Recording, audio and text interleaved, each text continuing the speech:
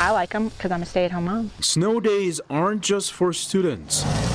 Some parents also enjoy them too. On Facebook, one working parent says it is safer to keep the kids at home considering road conditions and cold temperatures. Others say snow days, great.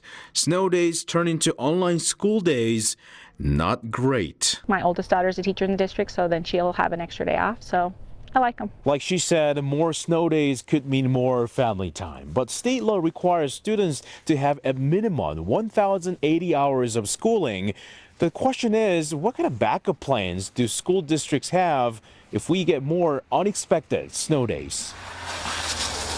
Whitefield School District 3 says it looks at options like adding more time to the school day or virtual learning. 1 year to make up the missing hours, the district added 15 minutes of instructional learning to the school day. The district says it has 7 built-in snow days. So far this year, the district has used 3. And parents say they like this plan. I think if they have to, they have to. They've done it in the past, and I was fine with it. Pueblo County School District 70 takes a similar approach. So far, it has used 4 of the 7 built-in snow days. If it has more than those 7 unexpected snow days, adding time at the beginning and end of each day is an option. D70 does not do remote learning on snow days.